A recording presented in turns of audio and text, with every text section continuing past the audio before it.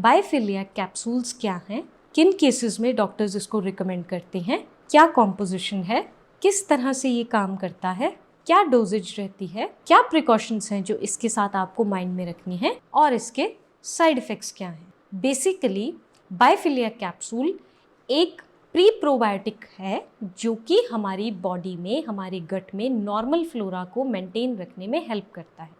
Primarily इसको हम diarrhoea prevent करने के लिए यूज़ करते हैं, स्पेशली उन केसेस में जो बहुत लंबे समय से स्ट्रॉन्ग एंटीबायोटिक्स पे हैं। अगर आप लंबे समय से एंटीबायोटिक्स ले रहे हैं या कोई ऐसी दवाइयाँ ले रहे हैं जो कि लंबा इलाज चलेगा, ऐसे केसेस में बहुत कॉमन है कि उनके साइड इफ़ेक्ट्स के तौर पे आपको डायरिया हो सकता है या आपको कॉन्स्टिपेशन रह सकती है या आपके बहुत सारे साइड इफ़ेक्ट्स हैं जो कॉमनली देखने को मिलते हैं। उन केसेस में होने वाले डायरिया और एब्डोमिनल डिस्कम्फर्ट को अवॉइड करने के लिए जनरली डॉक्टर आपको ये कैप्सूल प्रिस्क्राइब कर सकते हैं। कॉम्पोजिशन की अगर हम बात करें तो कॉम्पोजिशन बेसिकली नॉर्मल फ्लोरा से मिल के बनी है।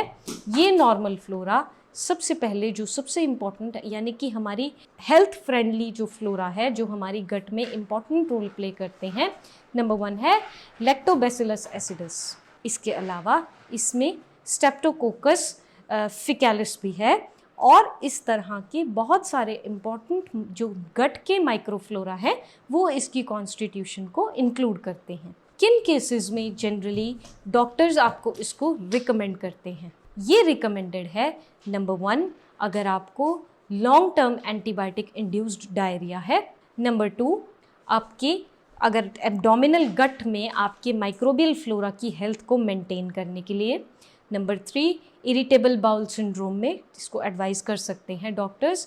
इसके अलावा कुछ केसेस जहाँ पे आपकी डाइजेशन को प्रमोट करना है, एबनॉर्मल डाइजेशन है, उन केसेस में भी डॉक्टर्स इसको रिकमेंड कर सकते हैं। इसके अलावा आपके गट की हेल्थ को प्रमोट करने के लिए साथ साथ क्योंकि ये लैक्टोज की डाइजेशन को भी प्रमोट करता है तो लैक्टोज इंटॉलरेंट पेशेंट्स में भी इसका इम्पॉर्टेंट रोल देखने को मिलता है और डॉक्टर्स ऐसे केसेस में भी इसका यूज़ बना सकते हैं। इसके अलावा ये रेगुलर बाउल मूवमेंट को प्रॉपर करने में हेल्प करता है, यानी कि आपकी बाउल मूवमेंट्स को कंट्रोल करता है और उनको रेगुलर करने में भी हेल्प करता है। इन केसेस में जनरली डॉक्टर्स आपको ये रिकमेंड कर सकते हैं clostridium, streptococcus faecalis, lactic acid bacillus, ये तीनों मेन जो इंग्रेडिएंट्स इसके हैं, जो मेन हमारी गट में पाए जाने वाले जो बैक्टीरियाज हैं, ये हमारे गट में जाके हमारे खाने को, हमारे शुगर कंटेंट्स को, कार्बोहाइड्रेट्स को तोड़ते हैं सिंपल शुगर्स में ताकि इनकी डाइजेशन भी प्रॉपर हो जाए।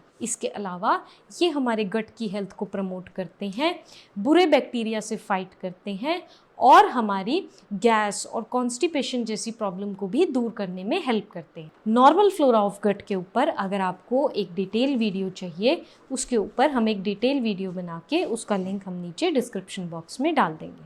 बात करें डोजेज की, डोजेज जनरली डॉक्टर रिकमेंडेड है।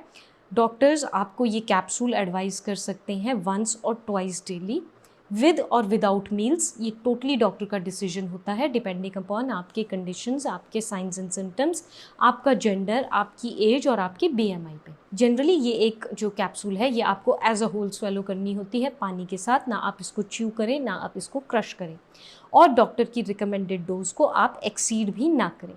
क्या इंपॉर्टेंट प्रिकॉशंस हैं जो आपको इसके साथ माइंड में रखनी है? नंबर 1 अगर आप किसी भी तरह की क्रॉनिक लिवर या किडनी डिजीज़ के पेशेंट हैं या फिर आपकी हिस्ट्री रही है किडनी या लिवर डिजीज़ की, तो इसके बारे में आप अपने डॉक्टर को ज़रूर बताएं। नंबर 2 अगर आप प्रेग्नेंट हैं या प्रेगनेंसी प्लान कर रही हैं या फिर अगर आप एक ब्रेस्ट फीडिंग मदर हैं, इसकी हिस्ट्री भी आप अपने डॉक्टर को ज़रूर दें और केवल उनकी सलाह पे ही आप इस तरह की कोई भी दवाई लें। प्रेगनेंसी या लैक्टेशन में अपनी तरफ से कोई भी दवाइयाँ रिकमेंडेड नहीं होती, केवल और केवल डॉक्टर या गायनेकोलॉजिस्ट की सलाह से ही आपको दवाइयाँ लेनी हैं। इसके अलावा अगर आप अल्कोहलिक हैं तो आपको डॉक्टर्स एडवाइस करते हैं अल्कोहल का लिंक आप इसके साथ कम करें, अल्कोहल कम करें। और क्योंकि ये डिजीनेस भी क्रिएट करता है तो ड्राइविंग भी आपको इसके साथ अवॉइड करनी है। ध्यान देने की चीज़ ये है कि जब भी आप ये ड्रग या इस तरह के प्रीबायोटिक्स लेते हैं, आपको अपनी डाइट अच्छी करनी है और एक वेल बैलेंस डाइट भी मेंटेन करके रखनी है। इसके अलावा अगर आप किसी भी तरह के इसके इंग्रेडिएंट से एलर्जिक है या फिर आपकी एलर्जी की हिस्ट्री रही है तो भी आप अपने डॉक्टर को ज़रूर बताएं, क्योंकि डिजीनेस और ड्राउजीनेस क्रिएट करता है। तो आपको ये सलाह दी जाती है कि आप इसको लेने के बाद थोड़े समय के लिए ड्राइविंग अवॉइड करें। अगर आपको किसी भी तरह का सिम्टम दिखता है तो आप अपने डॉक्टर से तुरंत सलाह लें।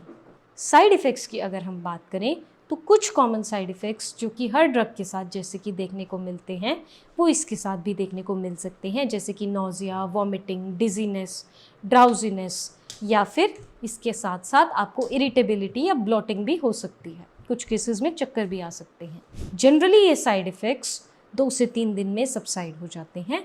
अगर ये सबसाइड नहीं हो पाते तो आपको तुरंत अपने डॉक्टर की सलाह लेनी है और फिर आगे उन्हीं की सलाह पे इस तरह की प्रोबायोटिक ड्रिंक्स को कंटिन्यू करना है। होपफुली आपको वीडियो पसंद आई होगी, इन्फॉर्मेटिव लगी होगी। वीडियो अच्छी लगी है तो आप इसको लाइक, शेयर, सब्सक्राइब ज़रूर करें। Thank you.